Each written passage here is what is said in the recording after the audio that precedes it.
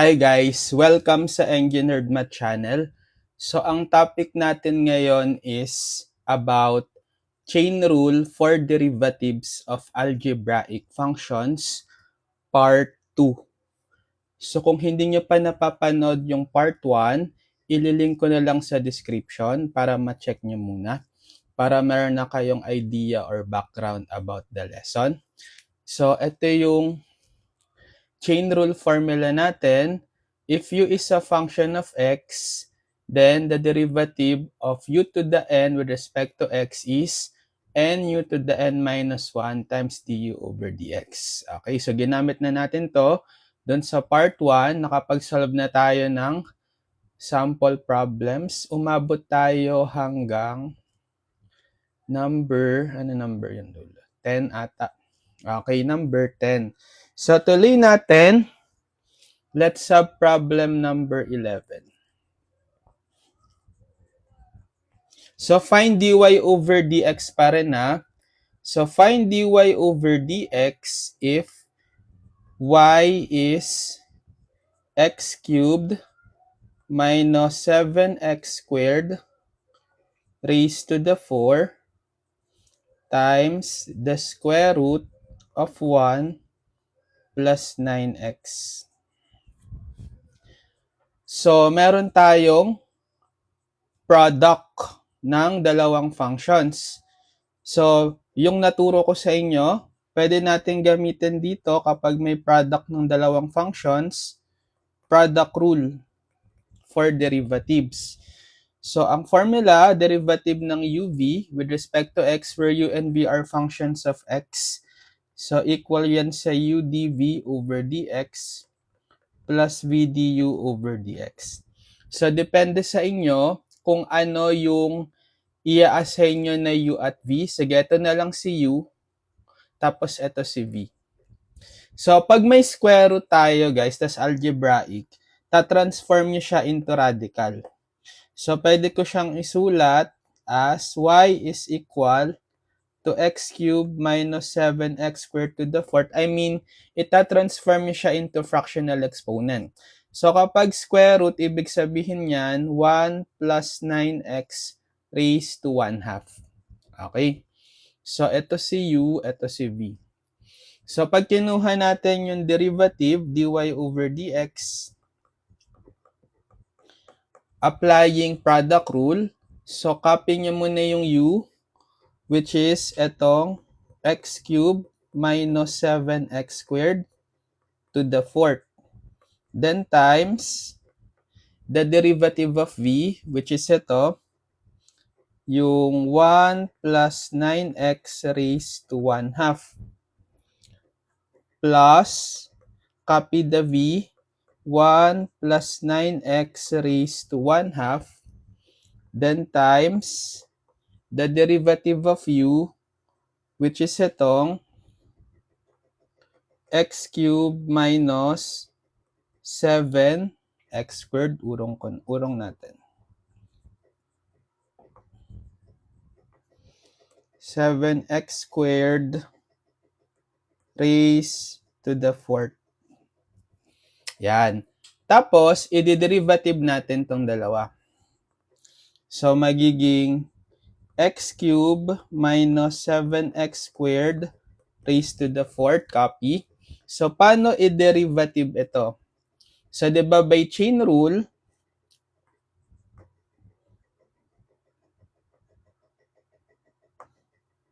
derivative ng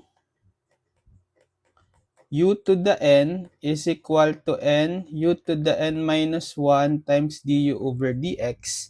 So, yung u natin is itong function of x, yung base na 1 plus 9x, tas yung n natin is yung exponent na 1/2.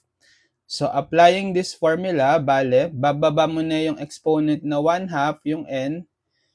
So, derivative niyan is 1/2 times, copy yung u, which is yung 1 plus 9x, then raise to n minus 1. So, 1/2 minus 1. And then, times pa sa derivative ng u. Ito. Which is, ito uli, yung 1 plus 9x.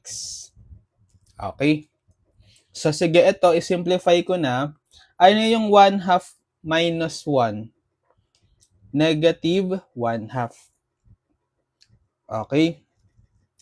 Plus, ito naman, so copy ko muna yung 1 plus 9x raised to 1/2. Tapos, di-derivative naman natin to. So, chain rule din yan. Bale, this time,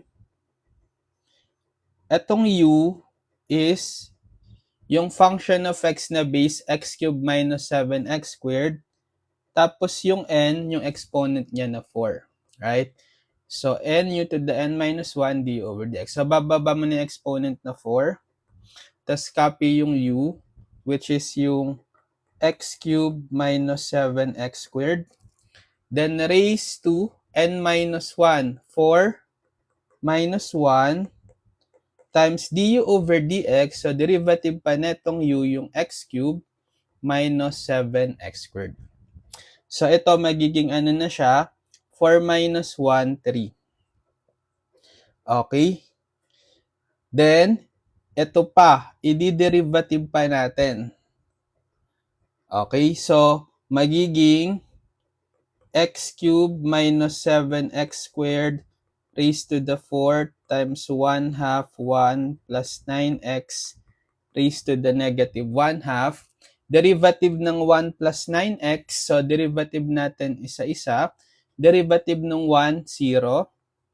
Plus derivative ng 9x, so 9 constant copy, times derivative ng x1. Diba? So, bale, 0 plus 9 times 1, 9 na lang. Ang derivative nito. Tapos, plus, eto, copy ko muna, 1 plus 9x raised to 1/2 times 4 x cubed minus 7x squared raised to the third. Derivative naman neto, so isa-isahin din natin. Derivative ng x cubed, power rule, so bababa yung exponent na 3. Then x raised to 3 minus 1. So 3x squared, right?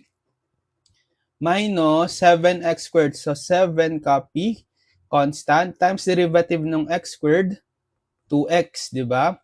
So, 7 times 2, negative 14x. Yan. So, kapag sinimplify natin further, ano na yan? I-multiply natin itong constants. So, 1/2 times 9, that's 9 halves, right? Times x cubed minus 7x squared times 1 plus 9x to the negative 1/2. And then, ito, copy na lang as is. Pero unahin ko yung itong constant na 4 times 1 plus 9x raised to 1/2 x cubed minus 7x squared cubed times 3x squared minus 14x. So, alisin natin yung negative exponent. Kasi may negative, may naka-raise tayo itong 1 plus 9x sa negative exponent 1/2. Gawin nyo siyang positive. So, di ba bababa ito sa denominator? So, magiging 9. Ito, mariretain to sa numerator. Yung 9 times quantity x cubed minus 7x squared over, so 2. Ito, bababa sa denominator. Kasi negative exponent siya, magiging 1 plus 9x raised to 1/2 sa denominator. Okay? Tapos, ito, kokopyahin ko lang. Plus, copy lang muna. 4 times 1 plus 9x raised to 1/2 x cubed minus 7x squared cubed times 3x squared minus 14x. Iko-combine natin as a single fraction. Okay? So, meron tayo ditong denominator na 1. Ano yung LCD? So, yung LCD is, LCD neto, edi ito pa rin yung 2 times 1 plus 9x raised to 1/2. So, 2 times 1 plus 9x raised to 1/2. So, gagawin nyo, ito, divide nyo dito, 1, kasi same sila. Times nyo yung sagot sa numerator na to. So, 1 times yung numerator na to, edi itong 9 times pa rin, 9 times x cubed minus 7x squared pa rin.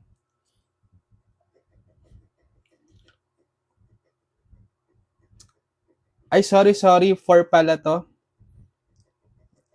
Naka 4 pala siya, no? Lagyan nyo ng 4, hindi ko nalagyan ng 4. Yan. So, 9 times x cubed minus 7x squared to the 4th. Plus, okay. Ito naman, dito, sa second expression, ito, divide nyo by 1, ito pa rin. Right? Tapos, i-multiply nyo ngayon ito sa numerator niya. Ano mangyayari? Equal na siya sa 2 times 4, 8. Tapos, itong 1 plus 9x to the 1/2 times 1 plus 9x to the 1/2. Bale, same base sila. So, ang mangyayari, copy yung base na 1 plus 9x, tapos i-add nyo yung exponent. 1/2 plus 1/2, magiging 1. Or kung 1 lang yung exponent, wag nyo nang isulat. Tapos ito, copy lang yung x cubed minus 7x squared cubed times 3x squared minus 14x. Ayan. So, next, kung meron kayong pwedeng i-factor, i-factor natin. Meron tayong pwedeng ma-factor na sa numerator. Ang common is etong power of x cubed minus 7x squared, 'di ba? Common. So, if a-factor out ko yan, yung x cubed minus 7x squared, anong pipiliin yung exponent? Yung mas mababa. Si 3. Ito 4, ito 3. So, mas mababa si 3. So, fa-factor out nyo si x cubed minus 7x squared cube. Parang common monomial factoring, di ba? So, dito, kapag finactor nyo na to, dito ang matitira, di-divide nyo yan. So, sa 9, copy nyo lang. Tapos, yung x cubed minus 7x squared to the 4th, divide dito. Maka-cancel to, may isa ka pang power na matitira. So, meron ka pang x cubed minus 7x squared. Okay. Tapos, dito sa second, kapag finactor mo to dito, di-divide mo yan, di ba? Divide mo to dito. Ang maka-cancel mo lang, eto. Yung finactor out natin. So, ang matitira is 8, 1 plus 9x, 3x squared minus 14x. Okay, so plus 8 times 1 plus 9x times 3x squared minus 14x. Then, divided by, eto, 2 times 1 plus 9x to the 1/2. Okay. So, next step is, isi-simplify natin yung nasa loob ng bracket. So, ito, i-distribute ko si 9. So, x cubed minus 7x squared cube. Distribute natin si 9. Bale, 9 times x cube, 9x cube. 9 times negative 7x squared, negative 63x squared. Okay? Plus, ito rin, ifo-foil ko muna. Sige, ito muna, foil natin. So, copy ko lang muna itong 8. Tapos, ifo-foil ko sila kasi dalawang binomial. So, bale, 1 times 3x squared, 3x squared. Next, 1 times negative 14x, negative 14x. Next, 9x times 3x squared, positive 27x cubed. And then, 9x times negative 14x, ilan yan? Negative 61 126x squared. Kurong natin. Tama? 126x squared divided by 2 times 1 plus 9x to the 1 half. I-distribute pa natin tong 8. Diba? So, x cubed minus 7x squared cubed times 9x cubed minus 63x squared plus 8 times 3x squared, 24x squared. And then 8 times negative 14, x negative 1, 12x. Tama. 8 times 27x cubed. Ilan yan? Plus 216x cubed. Tapos, 8 times negative 126, medyo malaki. 126 times 8, negative 1008 x squared. Tama. Tapos, over 2 times 1 plus 9x to the 1 half. So, x cubed minus 7x squared cube. Iko-combine natin yung mga similar dito sa loob ng bracket. So, sa 9x cube, pwedeng i-combine siya kay 216x cube. So, ano na yun? 225x cube. Tapos sa x squared, ito, ano pa, ito, tsaka ito. So, negative 63 plus 24 minus 1,008. Negative 63 plus 24 minus 1,008. Negative 1,047 x squared. And then, ito wala nang similar. Yung negative 1,112. Yan. Divided by 2 times 1 plus 9x to the 1 half. Yan. So, dito pala, kung gusto nyo, kasi may mafa-factor pa yan, di ba? Dito sa x cubed minus 7x squared, may mafa-factor tayo na common monomial factor na x squared. Sa x cubed tsaka sa x squared, di ba? Mas mababang exponent yung 2, so ifa-factor mo yung x squared, tas may matitira dito, x cubed divided by x squared x, minus 7x squared divided by x squared 7. Tapos naka-quantity raised to the third. Tapos times 225x cubed minus 1047x squared minus 11. Actually, dito meron pa rin. Factor out ko na rin pala dito yung x. 'Di ba? Common factor yung x. X to the first. Yung pinakamababang exponent. So, fa-factor out ko si x. Magiging ano na lang to? 225 x squared. Tapos, negative 1047x na lang kasi pinactor mo yung x from x squared. Tapos ito, negative 1112 na lang. Okay? Pinactor out mo yung x. Divided by 2 times 1 plus 9x to the 1 half. I-distribute mo pa tong cube na exponent. Diba? So, by power of a product law, magiging x squared cube x minus 7 cube. Ano yung x squared cube? Power to power law, i-multiply yung exponent, x raised to 2 times 3, 6. And times x, 225x squared minus 1047x minus 112. Over 2 times 1 plus 9x to the 1 half. Tapos pwede pa itong ma-multiply.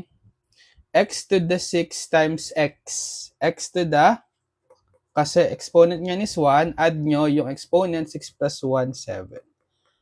x minus 7 cubed, and then 225x squared minus 1047x minus 112 over 2 times 1 plus 9x to the 1 half.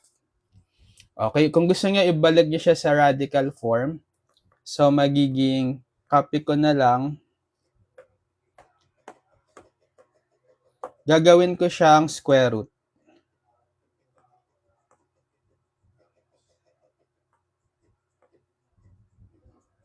Ayan.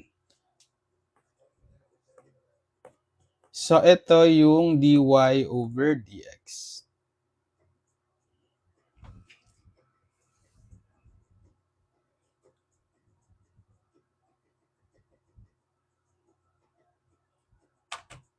Okay, number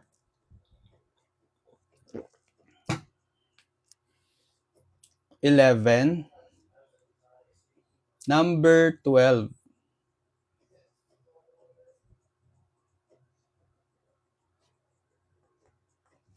Number 12, what if y is x squared 2x minus 1 cube over x squared plus 3 to the 4th. So, find dy over dx. Ang gagawin natin, meron tayo this time, quotient. 'Di ba? Meron tayong fraction sa division. Quotient rule naman yung gagamitin natin. Naturo ko na to yung quotient rule kung meron tayong derivative ng u over v, where u and v are both functions of x, equal yan saan? V du over dx minus u dv over dx over v squared.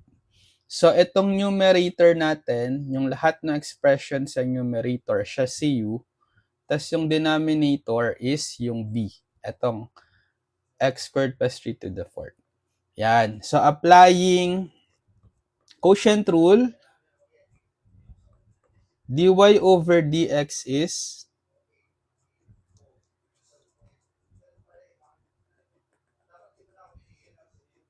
copy the v, which is x squared plus 3 to the 4th times derivative ng u, which is ito, x squared times 2x minus 1 cubed, and then minus the u, copy nyo, x squared times 2x minus 1 cubed times the derivative of v, which is x squared plus 3 to the 4th. Then, over the square nitong v, x squared plus 3 to the 4th squared. Okay. So, getting ito yung derivative nito, bale, x squared plus 3 to the 4th. So, paano i-derivative to?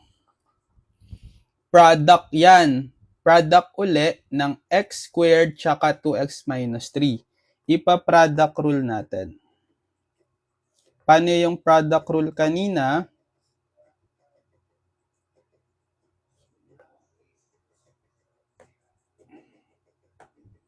Ito.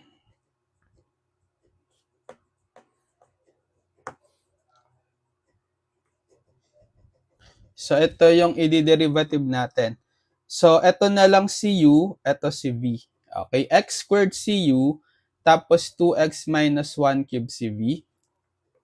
So, derivative neto is applying product rule, copy the u, which is x squared, times the derivative nung v, which is etong 2x minus 1 cubed, then plus, copy the v, 2x minus 1 cubed, times the derivative of u, which is x squared. Okay? Product rule. Tapos, ito, minus, tuloy ko dito, minus x squared 2x minus 1 cube. Derivative naman neto is applying chain rule ulit. Derivative ng u to the n is n u to the n minus 1 du over dx. So, yung u natin is ito, yung x squared plus 3, function of x. Yung n natin is 4. So, bale, derivative niyan, applying this formula, baba yung 4, tapos copy yung u, x squared plus 3, raised to n minus 1, bale 4 minus 1, or magiging 3 na yan, right? Times the derivative pa nung u, uli, yung x squared plus 3. And tapos, all over na, ito yung fraction, all over, ito yung x squared plus 3 to the 4th squared. So, ano gagawin natin? I-multiply yung exponent, power to power law. Magiging x squared plus 3 raised to 4 times 2, 8. Yan. So, di-derivative pa natin to. So, magiging x squared plus 3 to the 4th copy times x squared, derivative neto ng 2x minus 1 cube. So, chain rule. This time, ito yung u, yung 2x minus 1, yung n is 3. So, bababa yung 3 na exponent.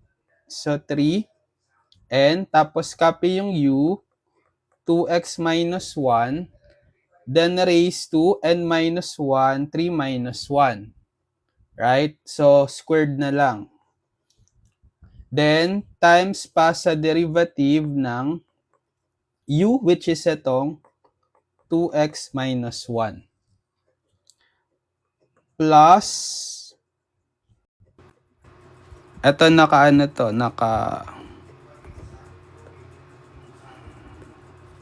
plus 2x minus 1 cube times derivative ng x squared.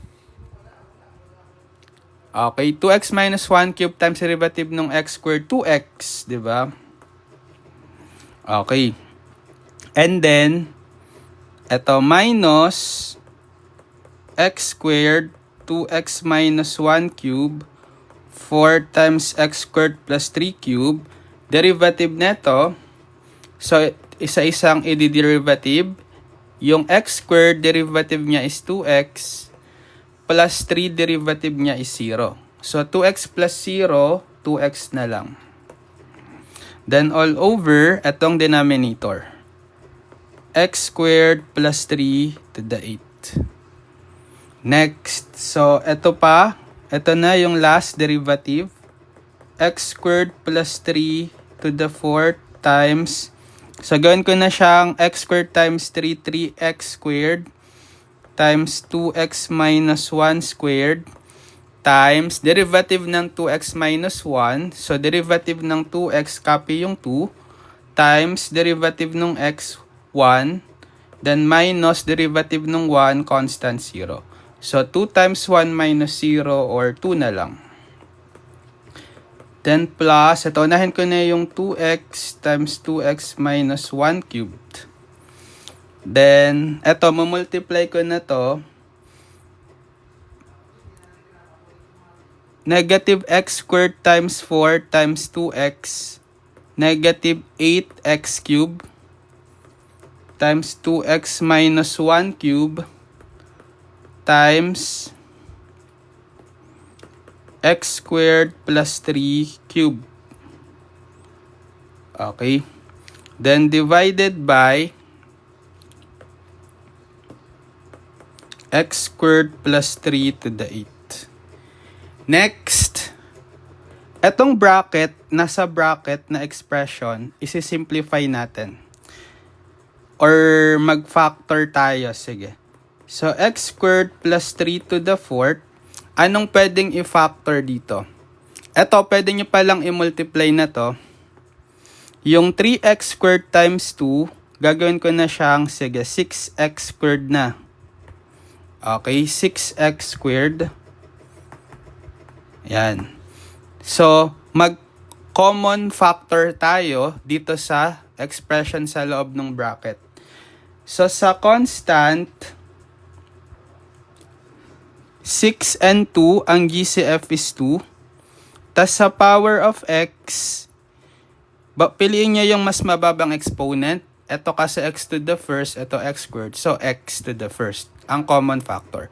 Tapos sa power ng 2x minus 1, common, piliin nyo yung mas mababa. Ito is 2, ito is 3, di ba? So, mas mababa yung 2, factor out nyo yung 2x minus 1 squared. Yan. Tapos kapag finactor out natin, may matitira pa tayo dito sa first expression. Yan, di-divide nyo. So, 6 divided by 2, 3. X squared divided by x, x. Tas 2x minus 1 squared divided by 2x minus 1 squared, wala na. Okay? 1 na lang. So, 3x na lang yung natira dito pag finactor out nyo to. Tapos dito, plus, ito naman, i-divide nyo rin by the common factor na to. So, 2x divided by 2x, wala na, 1. Pero itong 2x minus 1 cube, divide nyo sa 2x minus 1 squared, meron ka pang matitirang isang power nung 2x minus 1. Diba? So, meron kang 2x minus 1 to the first, or simply 2x minus 1 na lang. Yan.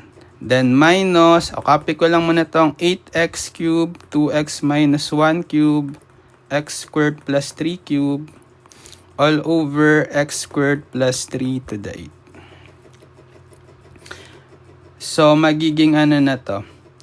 X squared plus 3 to the 4th times 2x minus 1 squared. Tapos ito ko-combine natin, 3x plus 2x, 5x minus 1. Then minus, sige, copy ko na nga lang to. Copy na lang natin to. Wala naman na tayong binabago yan. Yan. So, rewrite ko lang ito, i-rewrite ko as, sige, unahin ko na lang itong 2x. So, 2x times x squared plus 3 to the 4th times 2x minus 1 squared times 5x minus 1 and then minus 8x cubed 2x minus 1 cube x squared plus 3 cube divided by x squared plus 3 to the 8. And tapos common factoring ulit tayo sa numerator. So sa constants, ano yung GCF ng 2 at 8? 2, right? Sa power of x, pipiliin nyo yung mas mababa. Exponent, ito x to the first, ito x cube. So x to the first yung ifa-factor nyo, or x. Ano pang common? Dito sa x squared plus 3. Common din siya dito. So fa-factor nyo yung x squared plus 3 raised to what? Mas mababang exponent, 4 or 3? 3. So, ang ifa-factor nyo sa x squared plus 3 cube. Tapos itong 2x minus 1 squared common din. So, ifa-factor out nyo 2x minus 1. Ang pipiling exponent is yung mas maliit, 3 or 2? 2. So, ang ifa-factor out mo is 2. Yan. So, ito yung common factor. Meron ka pang matitira dito kapag dinivide mo siya dito, anong matitira sa kanya? So, dito sa 2x, wala na. Sa x squared plus 3 to the 4th, divide x squared plus 3 cube, may isa ka pang power of x squared plus 3 matitira. So, meron kang x squared plus 3. Tapos, sa 2x minus 1 squared, wala na. Pag dinivide mo, 1. And then ito, yung hindi common, kokopyahin mo din. 5x minus 1. Okay? Next, ito naman, di-divide mo naman yan dito. Anong matitira? Sa 8 divided by 2, negative 4. Right? Tapos sa power of x, x cubed divided by x, meron ka pang x squared na matitira. Dito sa 2x minus 1 cube, divide mo sa 2x minus 1 squared, may matitira ka pang isang power. Diba? Ng 2x minus 1. So, times 2x minus 1. Pero dito sa x squared plus 3 cube, wala na. Pag dinivide mo, 1 na. Okay? So, eto, 4x squared times x minus 1. Tapos divided by x squared plus 3 to the 8. So, ang next natin is isi-simplify natin yung expression sa loob ng bracket. So, 2x times x squared plus 3 cube times 2x minus 1 squared times. So, ang gagawin dito sa una, ipo-foil. So, magiging x squared times 5x, 5x cubed. Tapos, x squared times negative 1, negative x squared. 3 times 5x, positive 15x. And then, 3 times negative 1, negative 3. Tapos, dito, i-distribute nyo lang yung negative 4x squared. So, negative 4x squared times 2x, negative 8x cubed. Tapos, negative 4x squared times negative 1, positive 4x squared. Okay? 4x squared. So, next is i-combine natin yung similar terms dito sa bracket. So, copy 2x times x squared plus 3 cube times 2x minus 1 squared. Ano yung common? Ang common si 5x cube minus 8x cube, di ba? Magiging negative 3x cube na siya pag kinumbine. Next, sa negative x squared, pwedeng i-combine kay positive 4x squared. So, negative x squared plus 4x squared, positive 3x squared na siya. Tapos, meron pa ba? Wala na. Wala nang similar sa x saka sa constant. Copy nyo na lang. Plus 15x minus 3. Divided by x squared plus 3 to the 8. Yan. Meron pa ba tayong masisimplify? Ito, pwede nyong makancel ngayon to. Kasi, may x squared plus 3 cube sa numerator, tas may x squared plus 3 to the 8 sa denominator. Makakancel nyo to. Right? Etong 8, mababawasan siya ng exponent na 3 kasi kinancel nyo. Magiging to the 5th na lang. So, 2x times, wala na to, kinancel ko na. 2x minus 1 squared. Tapos, dito pala, pwede pa tayong mag-factor. Oh. Anong pwedeng i-factor dyan? Yung GCF ng constants. Diba? 3, 3, 15, 3. May GCF sila na na 3. Factor out natin si 3. Ayan. So, negative 3x cubed divided by 3, negative x cubed, plus 3x squared divided by 3x squared, 15 plus 15x divided by 3, 5x, then negative 3 divided by 3, negative 1. Divided by, so ito, x squared plus 3 to the 5th na lang. Diba? Kasi kinancel na natin.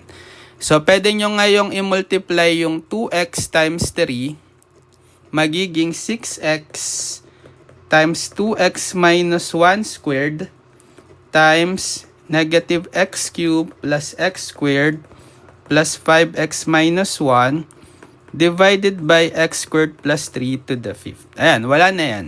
Wala nang masisimplify dyan. Ito na yung final answer. dy over dx is ito.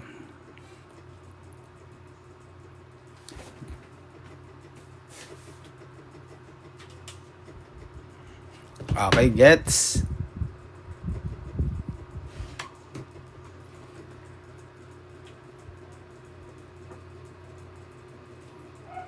Next, number 12, 13. 13, y is square root of 9 plus square root of 9 minus x. So, find dy over dx. So, gawin nyo munang radical. Okay? At kasi may radical tayo, gawin nyo munang fractional exponent. So, magiging 9 plus 9 minus x raised to 1 half raised to 1 half. So, dalawa yung gagawin kong fractional exponent. Itong radical na to, naka-raise siya sa 1 half. Tapos itong radical na to, naka-raise din sa 1 half. So, ano lang gagamitin natin dito? Chain rule. So, derivative ng u to the n is equal to n u to the n minus 1 times du over dx. Ano yung u natin? Itong nasa loob nung 1 half, yung pinaka-radical. Tapos yung n is yung 1 half. Okay.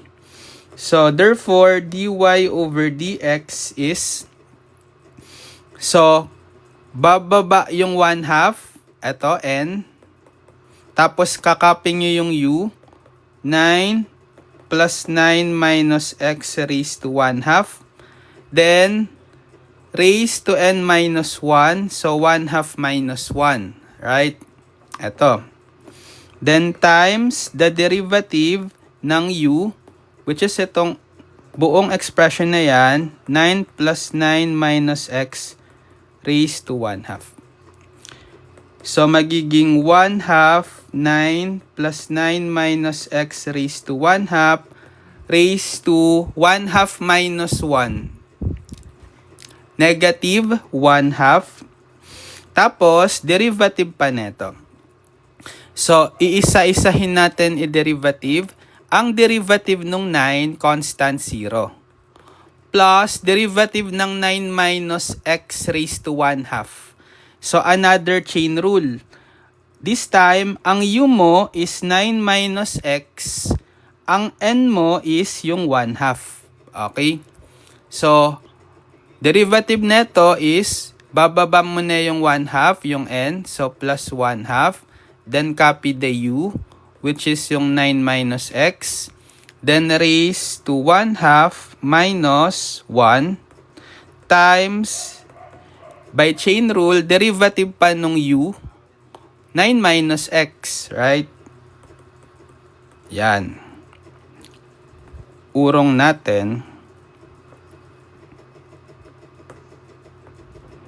So, derivative ng 9 minus x. Yan. So, magiging ano to? 1 half 9 plus 9 minus x to the 1 half quantity raised to the negative 1 half. And then, ito, pag sinimplify natin, wala na yung 0. So, 1 half 9 minus x na lang raised to 1 half minus 1, negative 1 half, times the derivative pa ng 9 minus x. So, derivative nung 9, 0, minus derivative nung x, 1. So, bale, 0 minus 1 or negative 1. So, ano na tayo? Magiging, mumultiply na natin lahat. 1 half times 1 half times negative 1. Bale, negative 1/4. Right? Tapos, itong dalawa, 9 plus 9 minus x to the 1 half raised to the negative 1 half times 9 minus x raised to the negative 1 half. So, kung gusto niyo siyang gawing positive exponent, bababa sila pareho. Etong dalawa. Kasi sa sa negative exponent. Magiging nasa denominator na sila na. So, negative 1 na lang yung numerator over 4. Tas bababa na to, yung pinaka-base na 9 plus 9 minus x to the 1/2. Tapos magiging positive exponent na siya. Yan na, negative law of exponent, di ba? Tas ito rin, para maging positive exponent, bababa yung base na 9 minus x sa denominator. Tas magiging raised to 1/2.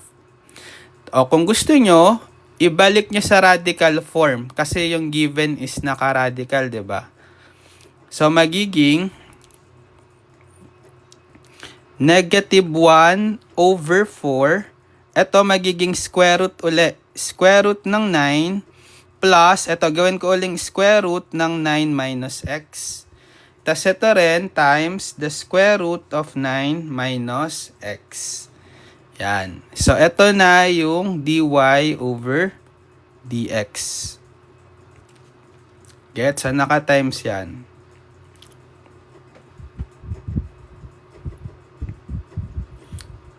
Kung gusto nyo, pwede nyo pa nga itong i-multiply if you want.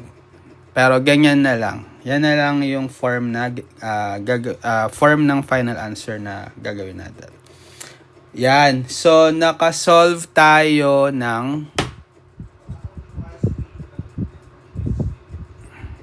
hanggang ilan? 13. So, hanggang 13. Sige, so baka tuloy na lang natin.